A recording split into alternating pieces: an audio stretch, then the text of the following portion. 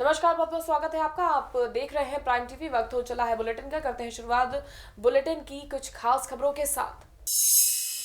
बांग्लादेश के राजदूत सैयद मुअज्जम अली ने कहा कि बांग्लादेश को भारत के 1971 वाले रुख की जरूरत है। बांग्लादेशी राजदूत ने अपने देश के नागरिकों के भारत में अवैध घुसपैठ को लेकर भी तीखी प्रतिक्रिया दी। बांग्लादेशी राजदूत ने कहा कि भारत में चुनावी मौसम में बांग्लादेश के कथित अवैध प्रवासियों का मुद्दा उठाया जाता है। उन्होंने कहा कि भारत जान ले कि मेरे देश का कोई भी शख्स भूमध्य सागर तैर कर पार कर लेगा और इटली पहुंच जाएगा, लेकिन भारत नहीं आएगा। महाराष्ट्र में सरकार गठन को लेकर चल रहा सस्पेंस खत्म होने के आसार प्रबल हो गए हैं। जहां एक और एनसीपी और कांग्रेस के बीच लंबी बैठक के बाद सरकार का रास्ता साफ दिख रहा है, वहीं शिवसेना की तरफ से भी इसके संकेत दिए जा रहे हैं। पार्टी के मुखपत्र सामना के एक लेख में कहा गया है कि महाराष्ट्र में किसी भी पल सरकार बन सकती है। वहीं शिवसेना प्रवक्ता संजय राउत ने ट्वीट करते हुए इशारों में बीजेपी पर हमला बोला। उन्होंने कहा कि हम बुरे ही ठीक है, अब अच्छे थे तो कौन सा मेडल मिल गया था।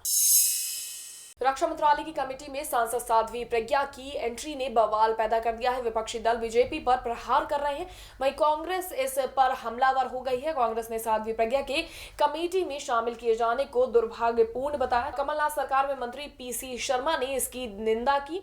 उन्होंने कहा कि भाजपा की कथनी और करनी में फर्क है। उन्होंने कहा कि पीएम ने कहा था कि उन पर कार्रवाई करेंगे, लेकिन ऐसा नहीं हुआ। वहीं कांग्रेस नेता जयवीर शेरगिल ने कहा कि अब लगता है कि गोडसे के भक्तों के अच्छे दिन आ गए हैं। उन्होंने कहा कि चिंता ना करें, बीजेपी है तो मुमकिन है। दिल्ली एनसीआर में एक बार फिर लोगों को सांस लेना मुश्किल हो गया है। 2 दिन हवा के कुछ ठीक रहने के बाद एक बार फिर प्रदूषण का स्तर बेहद खराब स्थिति में आ गया है। मौसम का पूर्वानुमान लगाने वाली संस्था के अनुसार दक्षिण हिमालय के क्षेत्र में बदल रहे मौसम के चलते हवा की रफ्तार राजधानी और आसपास के इलाकों में कम रहेगी, जिसके चलते प्रदूषण का स्तर लगातार बढ़ेगा। दिल्ली में इसका असर कल से ही दिखने लगा था, जो आज गंभीर स्थिति में पहुंच गया है। कई इलाकों में AQI 400 दर्ज किया गया। दिल्ली और मुंबई की तरह अब लखनऊ भी जाम की समस्या से दो चार हो रहा है। यहाँ घंटों सड़क पर वाहन रेंगते रहते हैं। लोगों को ऑफिस जाने में अक्सर लेट हो जाती है। वहीं इस समस्या पर जानकारी देते हुए ट्रैफिक एसपी पुरेंद्र सिंह ने बताया कि लखनऊ के ट्रैफिक सिस्टम को सुधारने के लिए लगातार प्रयास किए जा रहे हैं। उन्होंने कहा कि कई जगहों पर पुलों का निर्माण किया जा रहा है। वहीं ITMS सिस्टम के प्रोजेक्ट पर भी काम चल रहा है। उन्होंने कहा कि अगले 3 महीने में लोगों को ट्रैफिक जाम से काफी हद तक राहत मिल जाएगी। लखनऊ शहर के यातायात को सुगम बनाने के लिए यातायात पुलिस और लखनऊ पुलिस लगातार प्रयास कर रही है और इसके दौरान तमाम ऐसी सड़कें हैं जिन पर नो एंट्री के प्रावधान किए गए हैं, 1 वे का प्रावधान किया गया है, रॉन्ग साइड डाइवर्जेंस को रोकने के लिए व्यवस्था की गई है और तरह तरह के जो हमारे कट्स हैं, जो जगह जगह पर शार्प टर्न्स थे, उनको बंद कराने के लिए भी हम लोग लगातार कार्रवाई कर रहे हैं। और इसी के क्रम में ITMS का प्रोजेक्ट भी फुल स्विंग में चल रहा है। हमें उम्मीद है कि हम 2-3 महीने में ITMS के प्रोजेक्ट को भी चला लेंगे तो हमारा जो कॉरिडोर सिस्टम है वो सिस्टम भी स्मूथली शहर को जो है फ्री फ्लो ट्रैफिक देगा। सहारनपुर पुलिस को बड़ी सफलता हाथ लगी है। पुलिस ने मुखबिर की सूचना पर एक ऐसे गिरोह का भांडाफोड़ किया है जो लोगों को फंसाकर उनसे ठगी करते थे।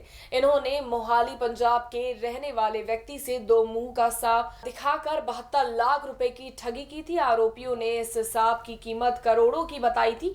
पुलिस ने ठगी करने वाले 4 अभियुक्तों को गिरफ्तार किया है। साथ ही उनके कब्जे से 11 लाख रुपए भी बरामद किए हैं। ये भोले भाले लोगों को ठगने का मामला है। कुछ दिन पहले की बात है, थाना चिलकाना क्षेत्र में एक मोहाली पंजाब के एक व्यक्ति को एक 2 मुही सांप दिखाकर, जो कि वन्य जीव अधिनियम के अंतर्गत संरक्षित जो पशु है, जीव जंतु है, उसको दिखाकर और उनको ठगा। उनको बताया कि इसको अंतर्राष्ट्रीय बाजार में या कहीं बाहर ले जाकर के बहुत महंगे में बेचा जा सकता है। एक व्यक्ति को विश्वास दिलाकर उससे 72 लाख रुपए की ठगी एक गैंग के द्वारा की गई थी। सपा सांसद आजम खां की मुश्किलें खत्म होने का नाम नहीं ले रही। ताजा मामला कोर्ट की अवमानना का है। कोर्ट ने आजम खां, उनकी पत्नी तंजीन फातिमा और बेटे अब्दुल्ला पर गैर जमानती वारंट जारी किया है। इसमें पहला मामला आजम खां के बेटे का है, जिन्होंने पासपोर्ट में फर्जी जानकारी दी थी। वहीं आजम पर आचार संहिता का उल्लंघन करने और पड़ोसी के साथ मारपीट का मामला उनके खिलाफ दर्ज किया गया है। वहीं पत्नी पर कोर्ट की अवमानना का केस दर्ज है। फिलहाल इस संबंध में अभी तक किसी की भी गिरफ्तारी नहीं हुई है। रायबरेली के मिल एरिया थाना क्षेत्र में लखनऊ प्रयागराज हाईवे पर एक तेज रफ्तार बोलेरो ने साइकिल सवार को रौंद दिया। साथ ही सामने से आ रही बाइक को टक्कर मारते हुए पलट गई बोलेरो। हादसे में 2 की मौत हो गई है और 6 लोग घायल हो गए हैं, जिनका इलाज जिला अस्पताल में चल रहा है। फिरोजपुर के केनाल कॉलोनी में एक सरकारी स्कूल में मारपीट का मामला सामने आया है। यहाँ एक अध्यापक ने महिला टीचर को अपनी पत्नी के साथ मिलकर उसकी जमकर पिटाई की। वहीं टीचर की चीख पुकार सुनकर स्कूल का स्टाफ आ गया और उसने महिला टीचर को बचा लिया। घायल महिला टीचर ने कहा कि टीचर गुरमीत सिंह अक्सर तानाशाह वाला रवैया अपनाए रखते हैं। आज किसी बात पर मेरी उनसे बहस हो गई तो उन्होंने बाल घसीट कर मेरी पिटाई की। पीड़ित महिला टीचर ने कहा कि तानाशाह अध्यापक और उनकी पत्नी पर सख्त कार्रवाई की जाए। अलीगढ़ में कृष्ण भगवान के लिए एक युवती का अनोखा प्रेम देखने को मिला। युवती ने कान्हा के साथ 7 फेरे लिए एक मिसाल पेश की। युवती ने फैसला लिया है कि वो अब वृंदावन जाकर कृष्ण की सेवा करेंगी और उसका कहना है कि उसके इस फैसले से उसके घर वाले भी काफी खुश हैं। सहारनपुर में अनियंत्रित कार नदी में जा गिरी। हादसे में कार सवार महिला की मौके पर दर्दनाक मौत हो गई। वहीं महिला का पति गंभीर रूप से घायल हो गया। सूचना पाकर मौके पर पहुंची पुलिस ने गाड़ी को नदी से बाहर निकलवाया और आवश्यक कार्रवाई शुरू कर दी।